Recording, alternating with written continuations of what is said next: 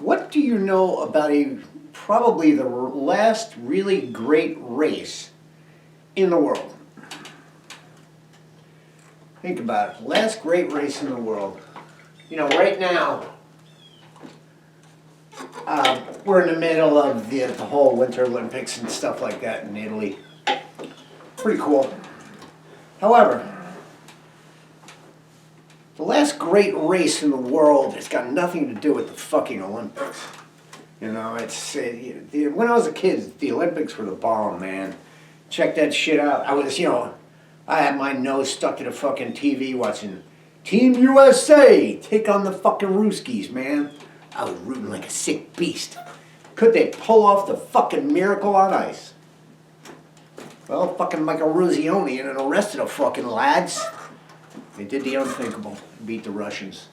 You know, they didn't win the gold medal from that. They had to beat Sweden and stuff like that. But they pulled off a fucking miracle because, you know, the Russian team at that point in time, they were professionals. They were funded by by Russia and stuff like that. But regardless, that's not what we're here to talk about. The last real great race is the Iditarod. The Iditarod takes place in, obviously, Alaska. It goes, I believe, from Nome to Anchorage. They actually do it. It starts I think it's the first weekend in March. And it's sort of funny because, you know, well, not funny like haha, but they do this race in March and stuff like that. Only because prior to that, the weather conditions are a little sketchy, we might say. You know, like you really don't want to do that because it's motherfucking dangerous. However, it is actually pretty cool, but why did they do this? The Iditarod started in 1973. It's been going on, you know, still going like 50-something years now. But what do you know about it? Why do they do it? Do you know it's a memorial? The Iditarod every year memorializes something that happened. Well, that something that happened took place in, I believe it was 1925, when there was a doctor who noticed a lot of kids were getting what he thought was tonsillitis. And, you know, a little quarantine, a little TLC and stuff like that. Tonsillitis will pass, you know, and that's why we have tonsillectomies now, you know, to stay away from all that shit. But yeah, that's a different story. I don't like the idea because it fucks up the immune system and stuff like that. The tonsils are one of your first lines of defense to combat against the little meanies that get through your body. However, let's go back. So 1925, Dr. Welsh discovers that a lot of kids are all getting this tonsillitis thing. But after he starts fucking around, and after 2 kids, because it attacks children more so than anything else, but it will do adults when there's nothing left to eat. He had 2 kids died, and then he realized it wasn't tonsillitis, it was diphtheria, which is an upper respiratory fucking disease that basically, left untreated, you'll just fucking die. So he ran into a situation. It wasn't March when this whole thing was going down. And the reason that these people did what they did was not because they wanted to. I believe it was right around this time, February. Right in the peak season of don't fucking do that. Well, the problem you had with the outbreak of diphtheria in 1925, there was an antitoxin, but the stockpiles that they had in Nome had expired because even at that point in time, diphtheria wasn't as chronic as it seems, but it was in 1925. If you went back to 1900, it was just madness, but they came up with a antitoxin in 1921, and the shit just went everywhere. Saved zillions of fucking lives. But they didn't have any in fucking Nome. Dr. Welsh realized that this is a bit of a situation, so he quarantined everyone. There was like maybe 1,500 people in Nome at that time. Nowadays, obviously, Nome, Alaska is a big city, you know, Anchorage, story for another day. They had no antitoxin in Nome. But there was antitoxin in Anchorage. Big problem was, there was no way to get from fucking Nome to Anchorage in 1925. All the planes were open cockpit. It's fucking 40 below. All the sea routes were frozen over. These guys were in a bit of a fucking pickle, you might say. Well, the trail from Nome to Anchorage was like a shipping route. And one of the things they used to do is they used dog teams, sled dogs, to get from point A to point B. But they didn't do that shit in February because it was too fucking dangerous. You know, minus 50, that's a problem. I don't know if you've ever seen a sled with fucking dogs. Yeah, you know, it's not like you're gonna turn the fucking heat on. Desperate times call for desperate actions. They assembled, I don't know, like a half a dozen sled dog teams. They patted them on the fucking back. And they said, listen boys, no pressure. But if you can't do this, everybody in this town's gonna motherfucking die. So, these fucking boys mounted their fucking sleds, assembled their fucking dog teams, and away they went. In 1925 to cover 1,000 miles to get to the stockpiles of antitoxin. Got there. You know, I don't know exactly who the mushers' names were, but I mean, I'll leave a link in the description box below. You can check this shit out. It's fucking badass. And they got there, and then they fucking basically had to do a 180 and get the fuck back with the goods. Well, something that typically takes 3 to 4 weeks, these fucking guys did in like, I don't know, 2 weeks, half the time. Absolutely ridiculous. So next time you think about the Iditarod, think about, why are they doing this anymore? It's a fucking memorial. And why did they do this? Why did they do this? Why did these guys put their life on the lines? A lot of dogs died. Now, I don't know if you know about fucking dogs, man, but they hit you right fucking here, man. Dogs are a bomb. But ultimately, they did it to save lives, and they did it so they didn't fucking die. You know, this fucking little Iditarod, these fucking people doing this shit today, being like, yeah, I'm the guy. Man, don't get me wrong, you're a fucking guy. That's insane. 1,000 miles in March? March. It's like going to fucking Miami in March. Try doing that shit at the beginning of February, man.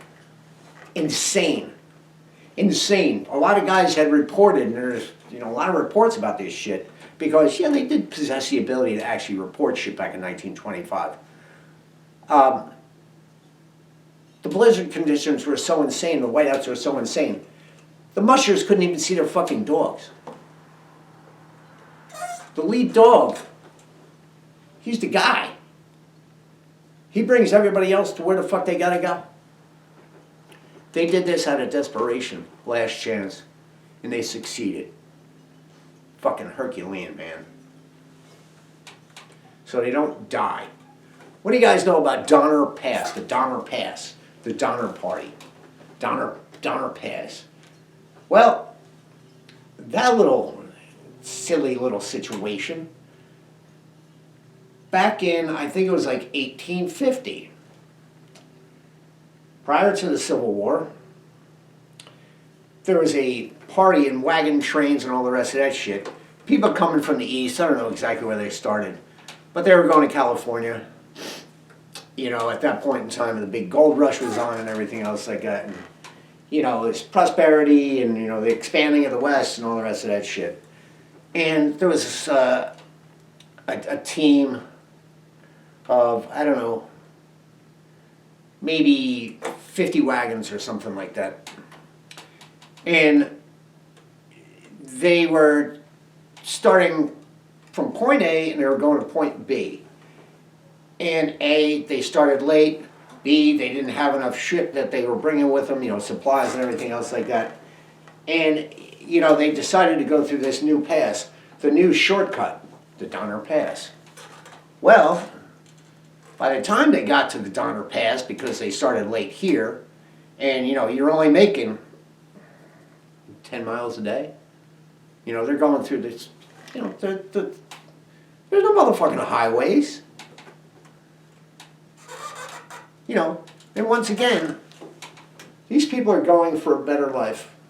And I understand exactly some of the parallels to certain things nowadays, you know, challenging certain things to get a better life and stuff like that. But however, they got to the Donner Pass just as soon as the fucking weather turned. And these motherfuckers ended up bum-fucked, stuck in the middle of a fucking mutant snowstorm. All their fucking supplies ran out. They were pushing, herds of cattle with them, just in case. Well, you know, a lot of the Indians now, back then, weren't exactly as cooperative as people think, you know, they'd make them out to be. I'm not saying that the bad, you know, people fucking with your shit, you push back. Funny some of the parallels. When somebody fucks with your shit, you push back. You know, somebody comes into your house, what do? You go, get the fuck out of my house. Fuck off. This is not a conversation. You're here, find somewhere else to be. You call the fucking po-po, and it's a story for another day. But the level of desperation came to the Donner Party to the point where they had to revert to cannibalism. Yeah, people that died, they ate those motherfuckers. So they didn't what? So they didn't fucking die. There's a lot of things through history that you'll notice that people have done so they don't fucking die. One of the situations that I continue dealing with on this fucking channel, and I talk about training, I talk about, you know, trying to do your best to be your best. And one of the reasons that I got involved with research, believe it or not, was not simply just for my betterment so I don't fucking die. A little bit more altruistic. Altruistic, yeah, that's what I'm going with that one. However, you know, there was some selfishness involved. I figured maybe they would come up with some fucking thing. You know, at this point in time, they're still working on it. Me, I think that shit's, I think they got it in some fucking stockpile over there that they can cure spinal cord injury, but however, you know, they're dealing with muscular dystrophy, multiple sclerosis, you know, there's a lot of degenerative diseases and shit like that. So, you know, the one thing, you know, anybody that gets to the true cure at this point in time, which, well, my attitude and my opinion on the whole thing, that's a story for another day. Because a lot of this shit, I really think it's just a bunch of shit, but I have a different outlook on research that I didn't have prior, but I believe in it, and the very distinct possibility I'll be getting involved in another trial in the springtime. Don't know exactly a lot of the details yet, but most of the things that we do, especially as quadriplegics, or whatever situation that you found yourself in, is for the betterment of hopefully not just yourself, but those around you. I find that my job is to making sure that I keep myself strong and able, so that Mare doesn't have to sit there and concern herself with everything I do every day.